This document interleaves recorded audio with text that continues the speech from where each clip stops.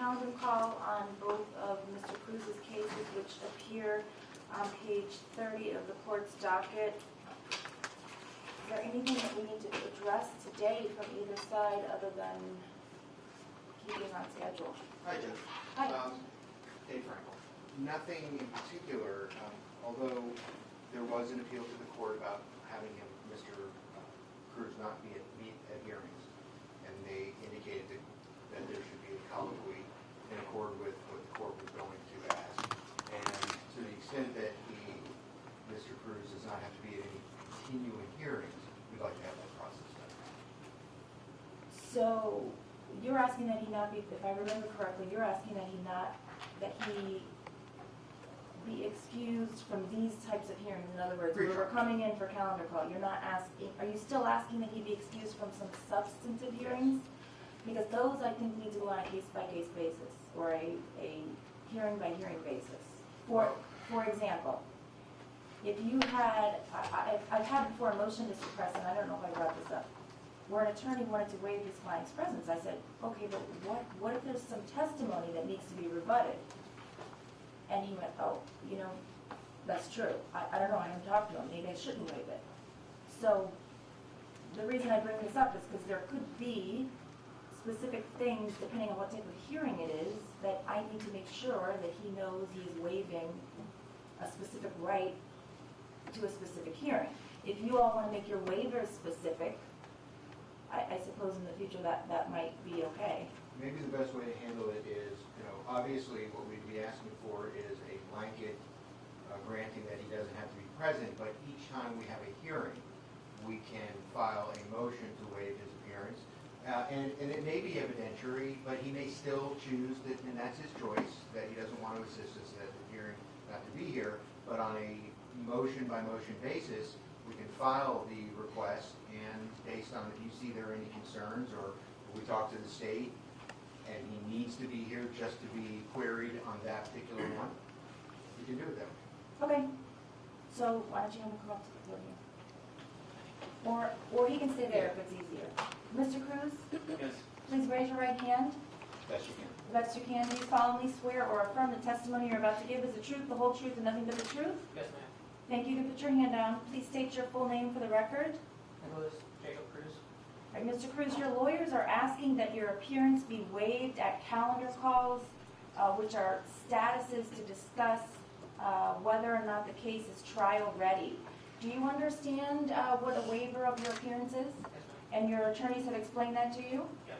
And do you understand that matters could come up during those types of hearings that affect your rights and your trial and things that affect your case? Yes. And are you comfortable allowing your attorneys to appear on your behalf and fill you in on the details? Yes, ma'am. Do you understand there are certain things that you could miss that I can't think of every hypothetical situation that could come up, but you need to understand that things could come up that affect your rights, and you are essentially waiving your right to be present. And has anybody threatened or coerced you into making that decision? No, ma'am.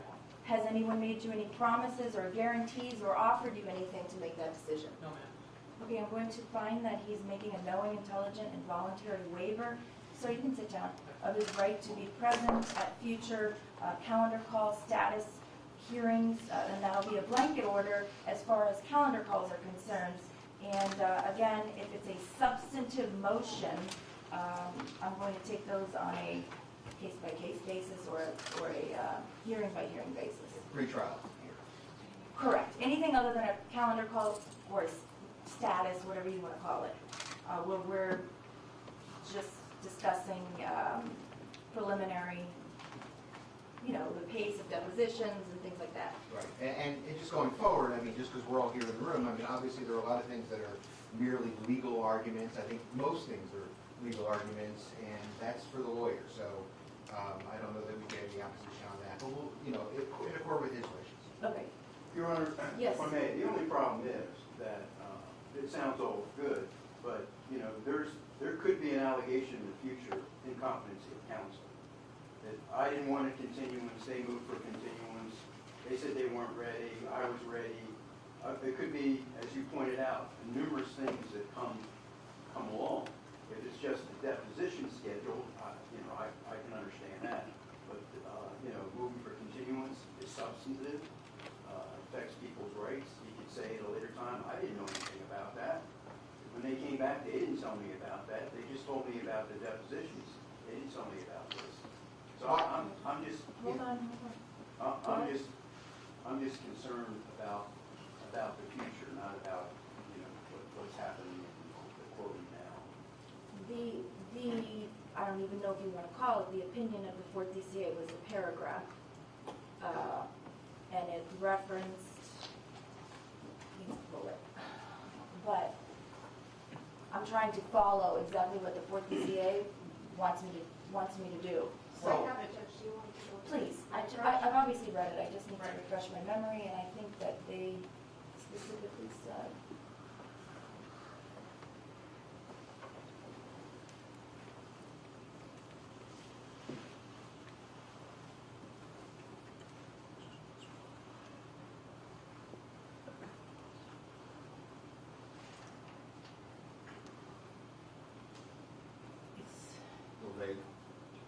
it's Well, my not suggestion, perfectly clear. My- I'm my- saying on national television, I don't think it's perfectly clear. thought to assuage that fear would be certainly every time he could manifest his opinion in writing, and that way the resources of the sheriff don't have to be used to bring him here. So he doesn't have to be here to actually indicate that he agrees with whatever our position is.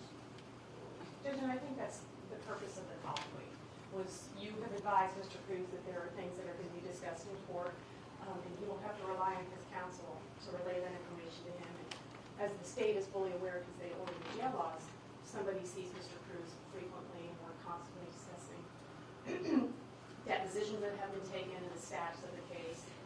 I appreciate Mr. Sapp's concern that perhaps we will keep our client informed, but we do so every opportunity that we can. Or that, I think what he's saying is that he could make that allegation in the future.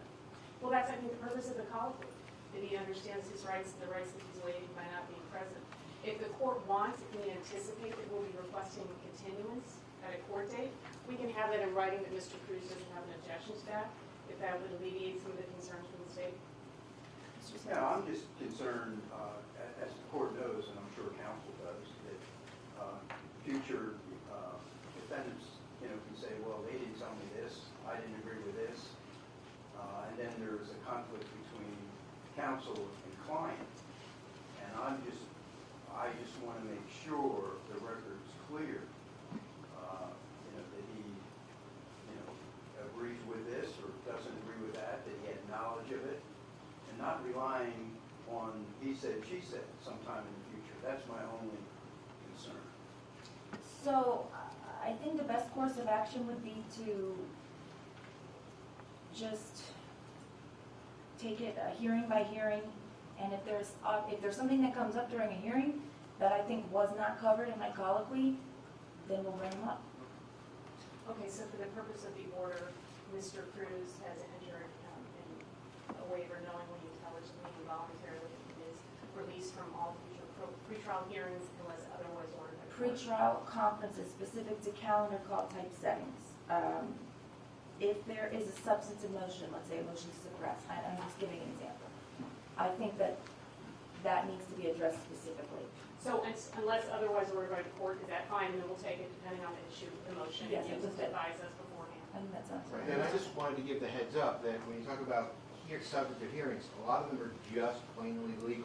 No, I understand, but I don't know what you're going to be filing, Right. and I can't imagine all of the circumstances. I understand Mr. Satt's concern was part of my concern in the first place, that I cannot anticipate every possible situation. So if it's, or what motions are going to be filed, or, you know what I'm saying? I don't have a crystal ball, and I don't know what your plans are. And as they come up, if we need to file a specific, or he needs to sign a specific waiver so that the record is documented, and if for some reason the state doesn't think that that's sufficient enough, we'll address it a bit.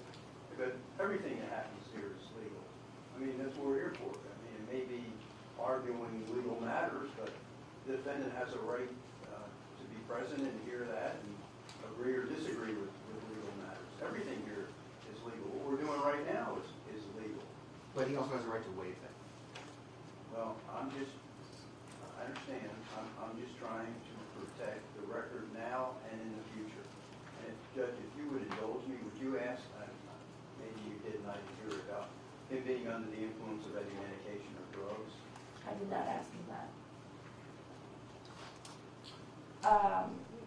But I actually was starting to, and then I thought I was going to be Right. opening a can of worms, and that's not one of the questions that I specifically said on the record I would ask. But I will do this. He's still under oath, and I would like to ask him if he is currently under the influence of any medications that affect his ability to think, to concentrate, to follow along with his attorneys, to understand the proceedings, and so on and so forth. So he does not have to tell me what specific medications. That's fine, for the defense, that's fine. Okay. Mr. Cruz, did you hear my question?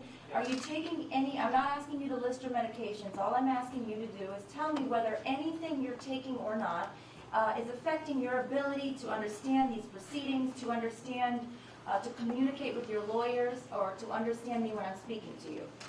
I understand fully what you're saying. Okay, are you having any trouble concentrating? No.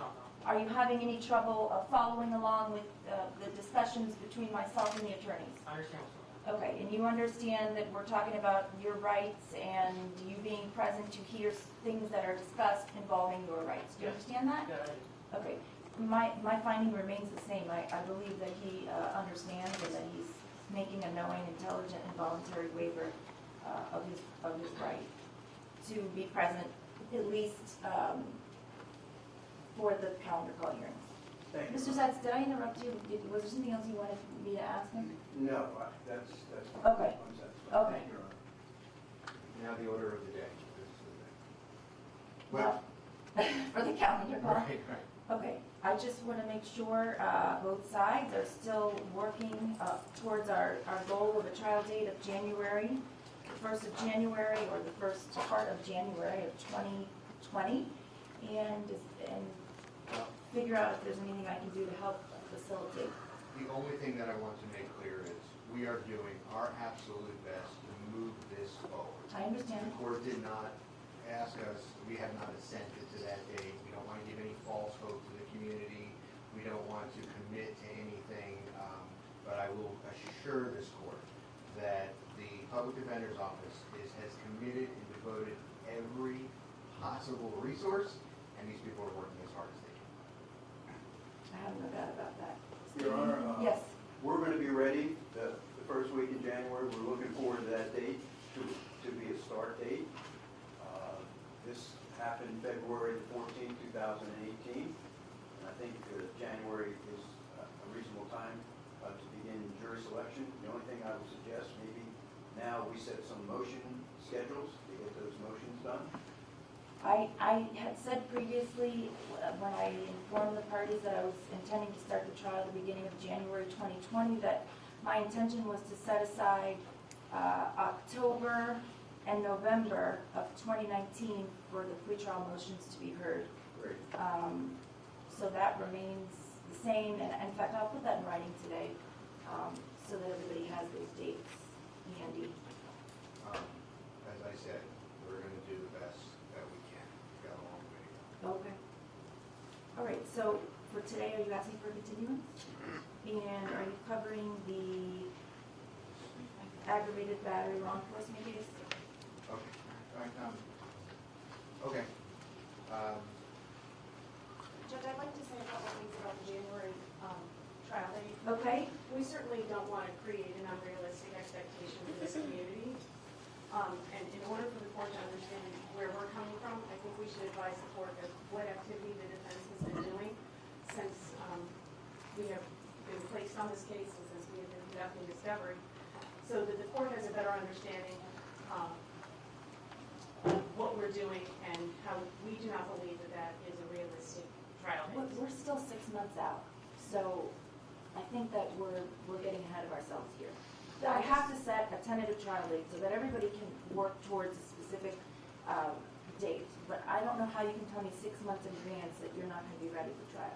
Well, I can use this opportunity just to educate the court as to what we've done and what we know to be outstanding. We don't want the victims in this family or this community to believe that this case is going to be resolved in January. I want the court to be aware that although this incident happened on February 14th of 2018, we did not receive our initial discovery until May 22nd of 2018. And we didn't even receive the lead detective's report until August 13th of 2018, which means we haven't even had the lead detective's report that is 618 pages for a year. The defense has filed 91 motions, which includes 34 motions to continue, which means the defense has been prevented from preparing their case because we haven't had complete discovery. And as the court is aware, on 2 separate occasions, you have had to order law enforcement, multiple agencies in this community to produce reports. 1 on July 16th of 2018, and 2 March 22nd of 2019, when the court made an oral pronouncement ordering those agencies once again to turn over their reports. We started taking depositions on October 22nd of 2018, and since that date, we have set 131 depositions. Of those 131 depositions, 91 of those depositions have been taken on. 40 of those depositions that have been taken, after the officers were deposed, we received supplemental discovery relating to those officers, either in a report, Marjorie Stoneman Douglas commission statement, or the Fort Lauderdale Police Department, or FDLE statement. 40 of those depositions were also set and prepared to be taken, but had been canceled. 4 of those 40 were because of the defense. The rest are for reasons that officers came with reports that we hadn't received, body cam footage we hadn't received. There have been requests by the state attorney that motion the deposition be reset. We have witnesses and victims that have requested a delay in setting their depositions because they are suffering from post-traumatic stress disorder, and their therapists are requesting that their depositions be delayed. The court should be aware that although we have set 131 depots, taken 91, there are 323 A-listed witnesses that still need to be taken. And from the perspective of a penalty phase, we have not sent in our defense experts because we are still waiting for the Ford DCA to rule on our motion relating to the protective order. As the court may be aware, that's D51. You denied our motion and we appealed it to the Ford DCA. Okay? So, just like Mr. Frankel said, we cannot work harder on this case, but we don't want to create a facade for this community that it's going to be tried in January, Judge. There is still a tremendous amount of work to be done, and we are working as hard as we can. 323 outstanding depositions. These are A-listed witnesses. I understand. I'm just letting you know that this is the trial date. You know, I'm not in charge of your trial strategy. You are, and you all need to pace yourselves accordingly and figure out what exactly needs to be done and what's maybe not going to be done. But this case needs to move, and I'm not going to change it today. Okay. I just wanted the court to be educated about how we are moving this as fast as we can. I'm sure that you are. Again, please pace yourselves because that's going to be the trial date. Is the court saying that we're going to be going to trial in January 2019? Yes, 2020.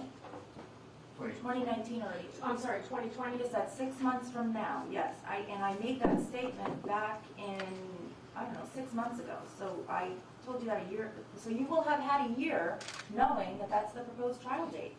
And that's right, I remember you advising us. Of course it's proposed. I'm not going to set a date certain, but I'm letting you know a date that I would like for you all to work towards. I know that you all are working hard, but I think that it's too early to continue that trial date when we have 6 months. And nobody knows what's going to happen between now and then. And I agree with the court. I just wanted you to be aware of what we've done and what is outstanding. I am very aware that you all are working very, very, very hard. So we have depositions scheduled through August 15th, so we would just ask for maybe a date in September. And Sure. Just so we're not coming back. You see when we filed the deposition schedule, we can make sure that individual notices get sent to your chamber if you want that as well. How about, what was the date, I don't know what days you all are doing depots. Thursday. Thursdays are definitely. We can do a status on September 3rd, That's fine. state. Okay. All right, September 3rd at 1:30 for a status calendar call. And are you asking for a continuance in the second case, or do you all want to address that separately? Here's Ms. Schneider, and Mr. Burke is going to handle that. Judge, September 3rd is fine in this case as well. I actually have 3 depositions scheduled in this case for the end of August. Okay. I think by that point in time, we'll just have a better idea of what the current status is on this case. Okay, September 3rd at 1:30 for calendar call. Mr. Cruz, his appearance is waived for that particular hearing. Thank you, Judge. Thank you. We're in recess.